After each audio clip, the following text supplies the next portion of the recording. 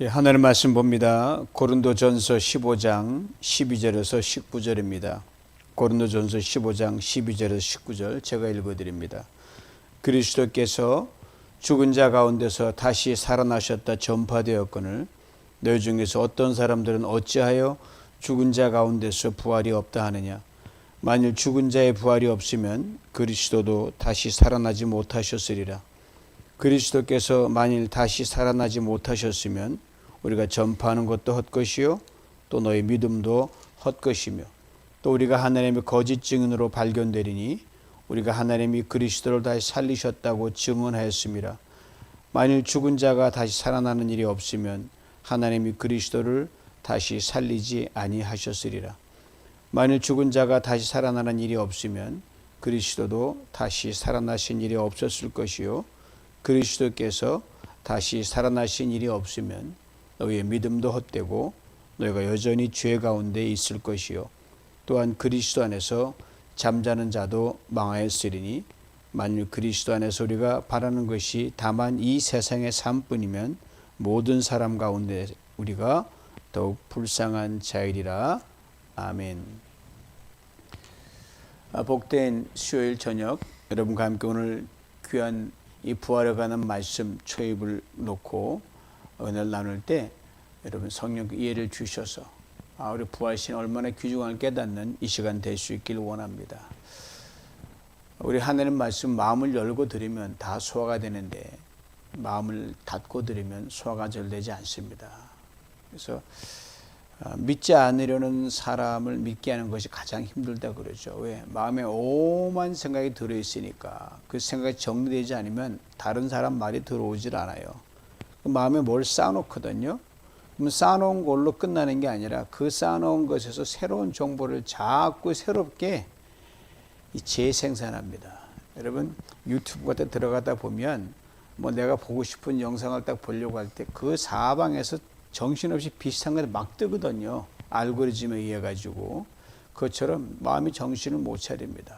그리고 성경 분명히 말씀하거든요. 지킬 만한 것보다 더욱 내 마음을 지키라. 생명의 근원이 거기서 나온다고 말씀했습니다. 이스라엘 백성이 이 마음을 완악하게 하고 모이고든 백성 갈 때 하나님께서 너무나 속상하니까 아예 너희들에게 새 마음과 새 영을 주겠다라고 약속하신 장면이 나옵니다. 아예 마음을 빼버리고 새 마음을 이식시켰다는 거죠. 에스겔 36장 26절입니다. 또 새 영을 너희 속에 두고 새 마음을 너에게 주되 너희 육신에서 굳은 마음을 제하고 부드러운 마음을 줄 것이라. 그렇죠. 마음이 굳어서 모질면 남의 말이 잘 들리지 않습니다. 도무지 믿으려 하지도 않습니다. 이 바울이 이전 시간에 자신의 전한 복음의 핵심을 이야기했잖아요. 십자가와 부활이다. 그리고 고린도 교회 성들이 이 터에 분명히 거하라고 말씀하면서 이렇게 권면 하나가 그 고린도 교회 당시에 그 부활을 믿지 않는 의심하는 부활이 어디 있어? 죽은 사람은 어떻게 살아나? 이거에 대한 회의를 가지고 의심하는 성도들이 있었어요. 여러분 예수 믿으면서도 부활이 안 믿어지는 사람이 있습니다. 예수를 믿는데 죽은 자의 부활이 안 믿어지는 거예요. 사실 이게 쉽지 않은 일이거든요. 이 예수 그리스도의 부활이란 이거는 창조입니다. 전혀 우리가 경험하지 못한 걸 하나님 만들었으니까 믿으면 눈으로만 봐야 된단 말입니다. 예수 그리스도의 부활은 분명하게 증거가 있거든요. 그런데 그 예수 그리스도의 부활은 믿어지지만 다른 사람 부활한 것 이건 잘 안 믿어지겠다. 그래서 예수님 나사로를 무덤에 살아나게 하셨고 예수님 십자가 달려 죽으신 후에 부활하시고 났을 때 무덤이 막 열리고 실제로 죽은 자들이 살아나는 걸 그 실제적 보여주신 것이 바로 하도 안 믿으니까 증거를 남기셨거든요. 자, 이 고린도교 성도들 중에 그 은사를 많이 받았는데 이 죽은 자의 부활을 안 믿는 사람들이 도대체 왜 그랬을까? 두 가지로 압축이 됩니다. 하나는요, 그 당시 이분들이 그리스 헬라 문화권 영향을 받았기 때문에 헬라 문화권은요 이 영혼과 육에 대해 이분설을 가지고 있었어요. 영혼은 순수하고 영혼이 죽지 않는다. 영혼 불멸설입니다. 육은 천하에 천박해서 이거는 가치 없는 것이다. 그래서 영혼과 그걸 따로따로 놀았거든요. 영혼이 사는 건 이해되는데 육체도 어떻게 그렇게 죽으면 부활하냐. 회의를 가지게 되세요. 그리고 아마도 이 유대 종파 중에서 부활을 믿지 않으면서 아주 강경한 종파가 있었고 사두개파들입니다. 이들은 부활을 믿지 않아요. 예수님께서 정면 도전한 것도 이들의 바로 그거였거든요. 자, 이들은 이런 영향을 받아서 부활을 믿지 못하는 그런 고린도 교회 성도들을 위해 바울이 아주 논리정연하게 그리스도의 부활을 중심으로 죽은 자의 부활을 탁월하게 설명하는데 그 말이 그 말 같고 저 말이 저 말 같은데 아주 간단해요. 예수 그리스도의 부활에 딱 초점을 맞춰놓고 이 부활 때문에 모든 것이 풀려간다는 거거든요. 이 부활이 없으면 다 모든 것이 빵이란 거예요. 요거를 바울이 논리적으로 순차적으로 점점 안에 수사학적인 질문을 던져서 설명하고 있습니다. 12절 말씀 봅니다. 그리스도께서 죽은 자 가운데서 다시 살아나셨다 전파되었거늘 너희 중에서 어떤 이들은 어찌하여 죽은 자 가운데 부활이 없다느냐. 자, 분명히 바울이 굉장히 똑똑한 사람이거든요. 그리스도께서 죽은 자 가운데 살아나셨다. 완료 시제를 썼어요. 여러분 이미 분명한 사건이고 팩트고 또 고린도교 성도들은 예수 부활은 대부분 알고 있어요. 분명하게 지금이야 멀리 떨어졌으면 2000년 지났으면 가물가물하겠지. 그 당시엔 그 예수 부활 사건이 생생한 현실로 드러났거든요. 분명하다. 이걸 가지고 바울이 시작을 하는 거예요. 팩트란 말이죠. 즉 예수 그리스도 부활하셔가지고 부활의 온 기운이 온 우주를 꽉 덮었다. 아담 이후 인간을 사로잡고 있던 사망의 기운을 덮어버렸다. 이 말이에요. 여러분 촛불을 이제 방에 공간에 냄새를 없애기 위해서 촛불을 딱 켜잖아요. 그럼 요 조그만 병에 담지 않습니까? 근데 촛불을 입으로 끄면 어떻게 됩니까? 연기가 나고 매캐한 냄새가 나거든요. 이때 연기도 없애고 냄새도 안 나게 하려면 어떻게 하면 되죠? 깨끗하게 그냥 뚜껑을 뒤집어 씌우면요. 연기도 안 나고요. 냄새도 나지 않습니다. 그리스도께서 죽은 자 가운데서 살아났으니 완료 시제 표현이 이걸 의미합니다. 그리스도의 부활의 능력과 영향이 온 우주를 덮어서 비록 사망이 있고 죽음이 있고 무덤이 있지만 그것이 결코 인간을 구속하거나 정죄하거나 회방하지 못한다. 바울이 탁월하게 설명합니다. 한 믿음의 사람이 신앙의 고백과 이 정리 잘하는 그 믿음의 정리 굉장히 고맙죠. 바울이 이들에게 이렇게 묻습니다. 보라, 십자가 달린 예수 그리스도가 이렇게 분명히 부활하셨는데 그들이 봤거든요. 본 사람도 있고요. 들은 사람도 있고 분명하거든 말입니다. 근데 왜 죽은 자 가운데 부활이 없다 하느냐? 당연히 연결돼야 되는데 이걸 연결 못 시키는 거예요. 예수 부활은 봤는데 내가 저 방금 뭐 옛날로 돌아가지 할아버지를 안 살아났으니까 믿어지지 않았고 뭐 개연성은 있어요.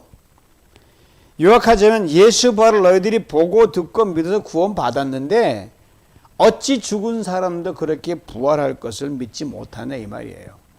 당연한 물음이고 궁금증이 없었는데 그게 바로 사람의 생각이거든요. 이제 바울이 계속 질문을 던지며 이들을 일깨워줍니다. 13절 말씀입니다. 만일 죽은 자의 부활이 없으면 그리스도도 다시 살지 못하셨으리라 이렇게 말하고 있습니다. 만일 어디까지나 가정이에요.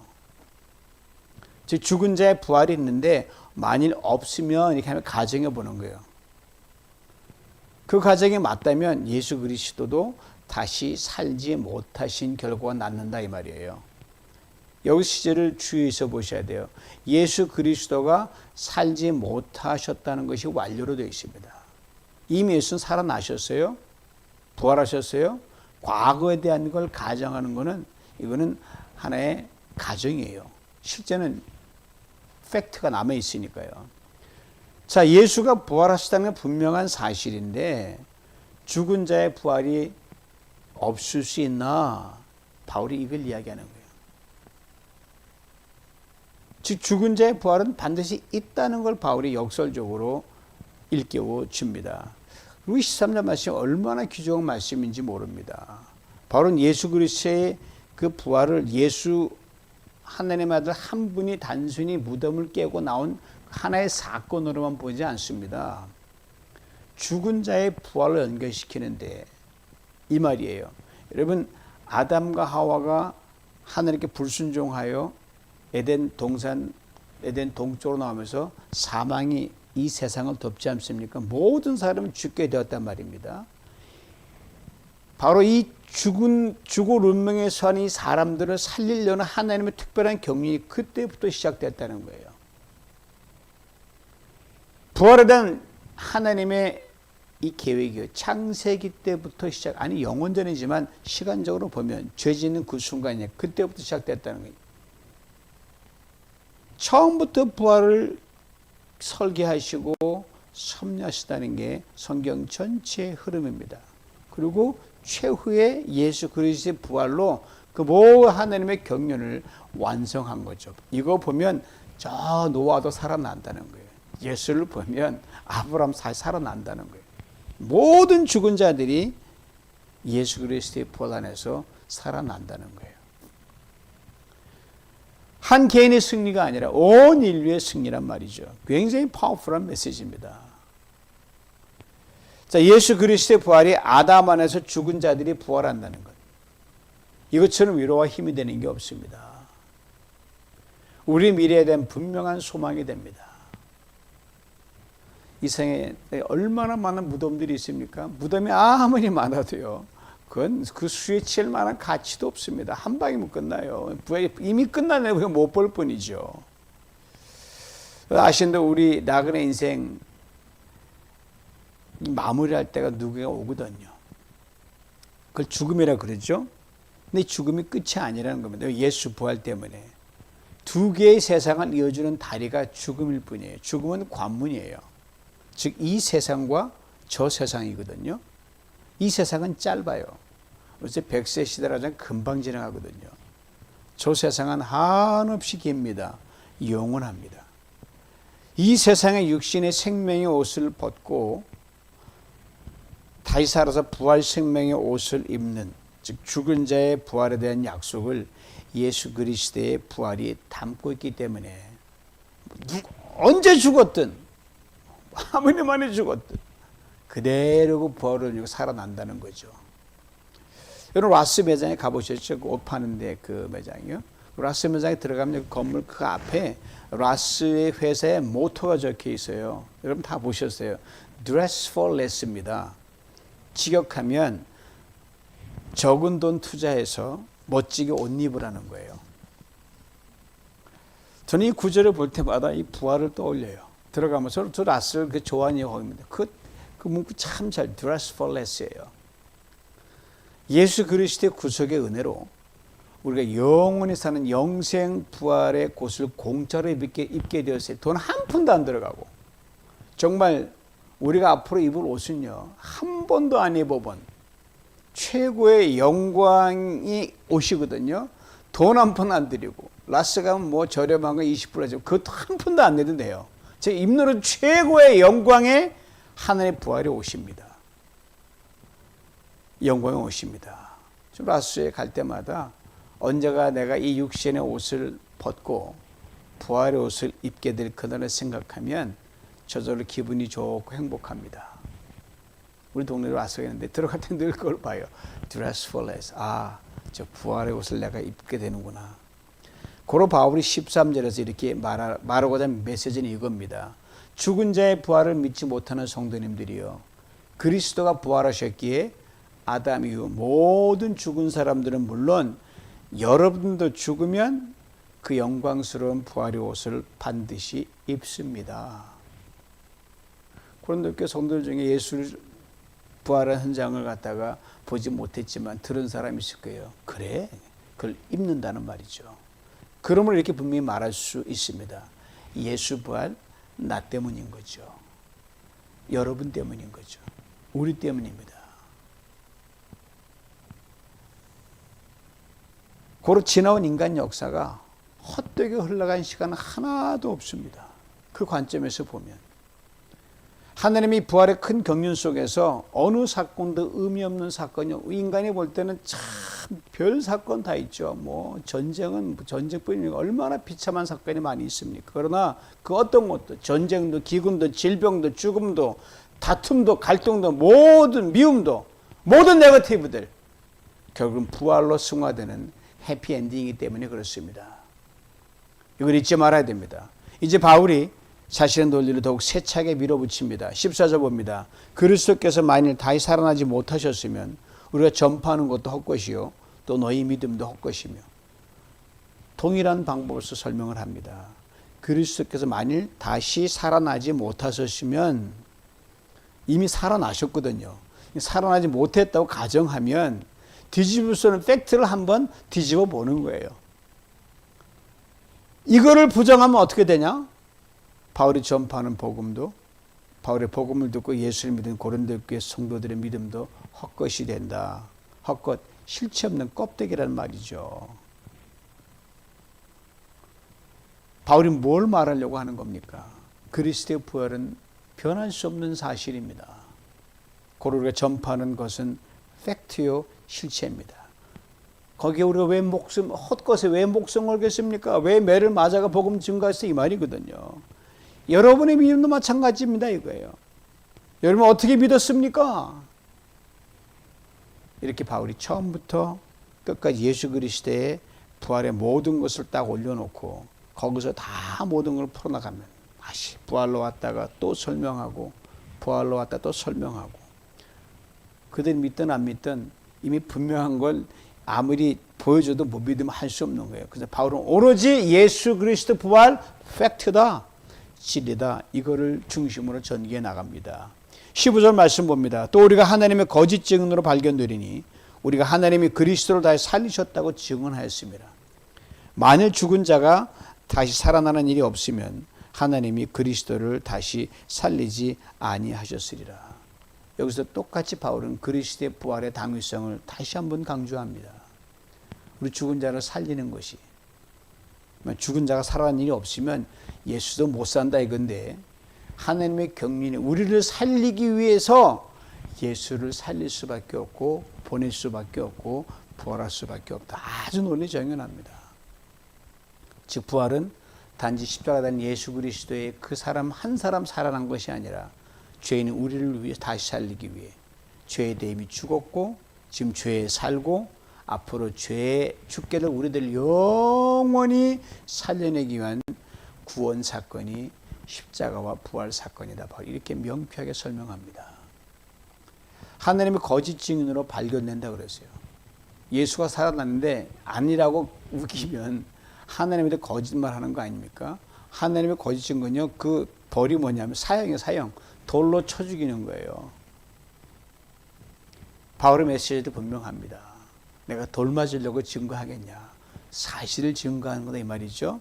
죽은 자의 부활을 믿지 않은 고린도 교회 성도들이요. 그리스도의 부활 여러분 아시다시피 분명하지 않습니까? 고로는 참 증인입니다. 16절을 봅니다. 만일 죽은 자가 다시 살아나는 일이 없으면 그리스도도 다시 살아나신 일이 없었을 것이요. 15절 뒷부분과 같은 내용을 반복적으로 가고 있는데 이 바울이 수사하게 아주 분명한 방법으로 강조적으로 이걸 설명하고 있습니다. 상대방이 반박하지 못하도록 중복하고 강조하는 거죠. 이 바울은 3단 논법을 하면 이렇게 돼요. 부활이 가능하지 않다고 합시다. 그러면 죽은 사람은 못 살아나겠죠. 이게 거예요. 두 번째.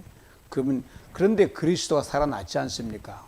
이 모순을 어떻게 설명하겠습니까? 이 말이에요. 고로 부활은 맞고 예수가 맞고 여러분도 살아난다. 이걸 얘기하고 있는 거예요. 당시 고린도 교성들 중에 예수 그리스도의 부활은 하도 증거였고 보안 증언들이 많기 때문에 빼도 박도 못해 확실한 거예요. 근데 일반적인 사람 죽은 사람의 부활에 대해서는 긴가민가 한 거예요. 왜? 그런 케이스가 거의 없었기 때문에 나사로 하나 있었을까? 그 다음에 이들이 물론 살아서 본 사람 중에 무덤이 하려고 날 때 복음서 누가복음에 나오거든요. 그 정도밖에 없으니까 충분히 부인하기에 케이스가 별로 없으니까 부인하기에 충분하단 말입니다. 바울이 이 얘기를 하는 거예요. 예수 그리스도의 부활과 보통서 죽은 자의 부활, 이 둘은 따로따로가 아닙니다. 이 말이에요. 동전의 양면이라는 거죠. 예수 그리스도가 부활하셨으면 여러분과 제가 죽어도 사는 거고요. 보통 사람이 죽어도 사는 이것을 이루기 위해서는 그리스도가 꼭 죽으시고 부활하셔야 됩니다. 딱 맞아떨어지는 거예요. 이걸 바울이 이야기하고 있습니다. 바울이 부활하던 자신의 변론을 이어갑니다. 17절 말씀 봅니다. 그리스도께서 다시 살아나신 일이 없으면 너희의 믿음도 헛되고 너희가 여전히 죄 가운데 있을 것이요. 핵심적인 걸 말하죠. 살아나신 일이 없으면, 이것도 역시 완료 시제. 이미 살아나셨는데 없다고 하자. 뒤집수는 분명한 과거의 분명한 벌을 가정하기에 부활이 사실임을 바울은 강조합니다. 즉 바울이 전하는 메시지는 이거죠. 죽은 자의 부활을 믿지 않은 고린도교회 성도님들이요, 예수가 이미 살아나신 것이 분명한데 이것을 부인하면 어떻게 됩니까? 그냥 가정으로 끝나고 입만 아픕니다. 부활을 믿는 여러분들의 믿음은 그렇다면 헛것됩니다. 그거로 그치지 않습니다. 예수 십자가를 통해 얻은 죄사함 물 건너 간 거 되고 맙니다. 다 버려야 되는 거, 무효가 되니까. 그러나 그리스도가 부활하셨기에 죄가 정복되었고 믿음은 구원의 능력이 됩니다. 이렇게 바울이 말합니다. 한 걸음 나갑니다. 18절이에요. 또한 그리스도 안에서 잠자는 자도 망하였으리니. 이 잠잔다는 말이 그냥 아예 계속 잠깐 초대교회 성도들이 죽음을 잠자는 거 비웠거든요. 예수님 나사로 죽었을 때 나사로를 깨우러 가자 잠자는 걸 비워. 그때 쓴 단어와 똑같은 거예요. 이런 의미죠. 고린도 성도님들이 현재 예수 그리스도를 믿는 그 믿음, 그를 믿음으로 하는 최고의 선물 죄사함, 이것이 부활이 없으면 무효가 됩니다. 그런데 이 무효화된 것 여러분들에게 해당하지 않습니다. 여러분 이전에 돌아가신 분들, 잠자는 자들, 그들 무덤은 영원히 닫혀가지고 절대로 열리지 못한 무덤이 열려야 살아나오는데 절대 사망인 절망인 사망에 삼킨바 되고 맙니다. 이걸 말하고 있는 거예요. 그래서 망했다 그러는 거예요. 망하면 끝났다는 거예요. 죽음이 찾아와서 잠깐 잠들면 부활해서는 깨어나는데 결코 깨어나지 않으니까 사망으로 육신이 썩어져 망하게 됐고 영혼도 완전히 무덤에 갇혀서 끝났다. 이게 바로 망하게 되었다는 거예요. 바로 뭐네? 이런데 분명한 사실인데 그렇게 부인해가지고 그렇게 고민 속에 살아가시렵니까? 이 말을 바울이 하고 있는 거예요. 16절부터 내려온 바울의 논리를 좀 더 정리하면 이렇게 돼요. 16절에서는 죽은 자가 부활하지 않으면 그리스도도 부활하지 않으셨습니다. 17절은요. 그리스도께서 부활하지 않으시면 믿음은 헛되며 여전히 죄 가운데 있습니다. 18절이요. 그리스도께서 부활하지 않으셨으면 그리스도를 믿고 죽은 자들은 완전히 끝났습니다. 죽음 위에 소망 없습니다. 요약하면 이런 말이죠. 고로, 이건 가정입니다. 고로 진짜는 확실한 예수 그리스도의 부활로 인해서 죄사함 받고 여러분도 살아납니다. 이걸 바울이 얘기하는 거예요. 그리고 19절 마지막에 자신의 변증을 아주 극적으로 마무리합니다. 만약 그리스도 안에서 우리가 바라는 것이 다만 이 세상의 삶뿐이면 모든 사람 가운데 우리가 더욱 불쌍한 자들아. 많이 들어보신 거죠? 정말 그리스도인 우리들이 여러분과 제가 정말 제일 불쌍한 사람이라고 바울이 말하는 걸까요? 이것도 만일이니까 가정이에요. 실제는 예수 부활 때문에 영혼을 바라보며 살아온 게 우리 그리스도인 아닙니까? 즉 두 세상을 사는 차원 높은 삶을 살아가고 있는 게 그리스도인이에요. 이 세상을 살다가 멋지게 살다가 부활의 영광으로서 잃고 저 세상으로 가는 존재가 예수 믿는 사람이거든요. 예수 부활 안에서. 자, 모든 사람 가운데 우리가 더욱 불쌍한 자다. 만일 이 세상으로 끝나면 논리적으로 제일 불쌍하다. 맞아요? 예수님이 살아나지 않았다고 하면. 근데 예수 믿는 것 때문에, 왜요? 예수 믿는 것 때문에, 그 신앙 때문에 다 양보하고 희생하고 섬기고, 근데 끝은 남는 게 없다? 아이, 얼마나 허탄합니까? 이것처럼 속상한 일이 없는 거예요. 또 손해는 얼마나 많겠습니까? 그렇게 될 때 예수 믿는 사람이 가장 불쌍한 사람이란 소리예요. 근데 바울은 천만의 말씀이라는 겁니다. 왜요? 예수 부활했으니까 가정은 사라져라 이 말이죠. 우리도 부활한다 이 말이죠. 이 확실한 소망 안에서 영혼을 바라보며 살아왔기에 더욱 불쌍한 자가 아니라 실제는 정반대다는 거예요. 여러분 이 말씀 많이 들을 때 정말 그렇게 생각하십니까? 여러분이 가장 이게 제일 불쌍한 사람이 아니라 가장 멋진 사람이라고 그렇게 살며 생각하며 살고 계십니까? 가장 불쌍한 자가 아니라 가장 행복한 자가 그리스도인입니다. 가장 복된 자가 그리스도인이고요. 가장 영광스러운 자가 그리스도인입니다. 오늘 저녁에 여러분 이거 하나만 분명히 알았으면 좋겠어요. 이게 부활하신 예수 그리스도를 믿는 그리스도인의 정체성입니다. 고로 이 부활 신앙으로 살아가는 그리스도인은요, 이중 천국을 삽니다. 여기 이 땅에서 천국을 이루며 산다는 거죠. 완전하진 않지만 천국에서 다 도로받을 것이기에 부지런히 주고 또 줍니다. 사랑하고 또 사랑합니다. 섬기고 또 섬깁니다. 부활 영혼을 여기서 어찌든지 재현합니다. 욕 좀 먹어도 괜찮습니다. 좀 빼앗겨도 상관없습니다. 손해봐도 개의치 않습니다. 예수 믿는 사람은 너무 따지고 그러면 안 돼요. 뭐 하려고요? 목숨 걸 일도 아닌데. 너무 아껴도 안 돼요. 그리고 주님이 부르시는 그날 하늘에서 영원한 천국을 살게 되거든요. 여기 이 땅에서도 천국을 살며 저기 저 하늘에서 천국을 사는 것이 부활을 믿는 그리스도인의 삶입니다. 오늘 본문을 대하면서 바울이 얼마나 대단한 사람인지 참 인내 짱이에요. 남을 배려하는 것도 짱입니다. 믿음이 약한 사람, 흔들리는 사람에 대한 사랑도 짱이에요. 왜 믿지 못하느냐? 남을 알만한데 만일 어떻게 예수님 부활한 걸 만일로 이렇게 가정법으로 합니까? 저기 경박스럽게. 그럼에도 뭐 그래 너희들이 그렇다고 치자.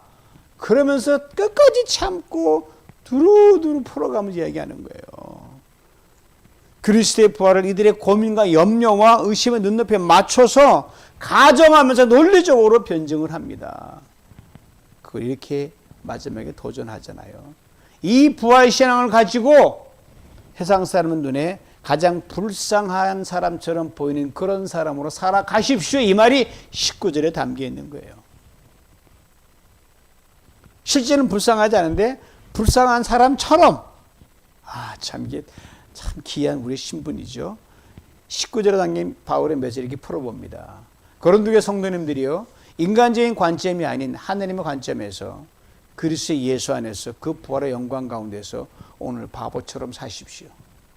오늘의 가난함이 내일 부유함이 됩니다. 오늘 빼앗김이 내일 얻음이 되고요. 아니 오늘도 빼앗긴 것이 사실이 아닙니다.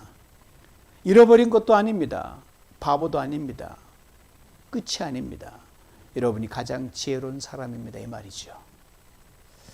그러기에 여기 이 땅에서 하늘으로 한 점 부끄러움이 없는 그런 그리스도인으로 살아가기를 힘쓰는 우리 모두가 될 수 있기를 간절히 원합니다. 저 앞에 갈 영원한 나라가 있잖아요. 그날은 매일 조금씩 우리가 다가오잖아요. 요새 오늘 장로님 말씀 읽으면 1월달, 2월달에서 찬양하는 사람은 벌써 천국 간 사람이 그렇게 많대요. 처음이라는 거예요. 다가오고 있단 말입니다. 가끔 이런 생각할 때가 있어요. 저는요. 밤에 눕잖아요. 이대로 내가 자다가 못 일어나면 어떻게 될까? 그럼 끝인 거죠. 저는 사실 많은 생각이 있었거든요. 요즘은 좀 심플해졌어요. 천국에 가 있는 분들이 이제는 셀 수 없이 많이 있다는 생각하니까 아주 넉넉해요. 이제는 나그네 여정 떠나도 언제 떠나 앞서간 성도님들이 구름같이 허다하게 많이 있으니까 제 교회는 가족 중에도 벌써 꽤 많이가 계셔요. 장모님과 계시고 부모님과 계시고 큰누님 계시고 셋째 형 막내 누이 더 여섯이, 그리고 성도로 제일 먼저 가신 김창성 장로님 계시고, 그리고 마지막 강진혁 권사님도 계시고, 이분들이 저를 뜨겁게 환영해 줄 것이니까요. 그리고 여기 나그네 인생으로 사는 동안 외로울 시간이 없어요, 여러분. 여기서도 환영받는 그런 존재로 살아가고 저기서는 더 환영받는 존재로 살아가는 것이 우리의 정체성이기 때문입니다. 고로 우리가 잠을 깨어 맞는 매일을 우리의 최고의 날, 베스트 날로 만들어 갈 수 있기를, 그럴 수 있도록 늘 부활 생명으로 충만하고 성령으로 충만하여 그렇게 멋지게 살아가는 저와 여러분 되시길 주님의 이름으로 축원합니다. 하느님 아버지 감사합니다. 주님, 예수 부활 안에 모든 것이 관통되는데 아버지 하나님, 보이는 것에 치심했던 고린도교회 성도들 예수 부활은 아는데 죽은 자의 부활은 믿지 못하여 많이 헤매고 흔들릴 때 바울이 참으로 인내와 사랑 가지고 설명을 했습니다. 주님, 예수 부활 확실하고 우리 부활 확실합니다. 언제 가야 될 그 나라 가기 전에 여기 이 땅에 천국을 누리며 아버지 하나님 덕을 세우며 흠한 자 없는 그런 깔끔한 신앙에 있는 존재감으로 살아갈 수 있도록 성령으로 충만케 하시고 우리를 도와주시고 붙들어 주시옵소서. 예수님의 이름으로 기도하옵나이다. 아멘.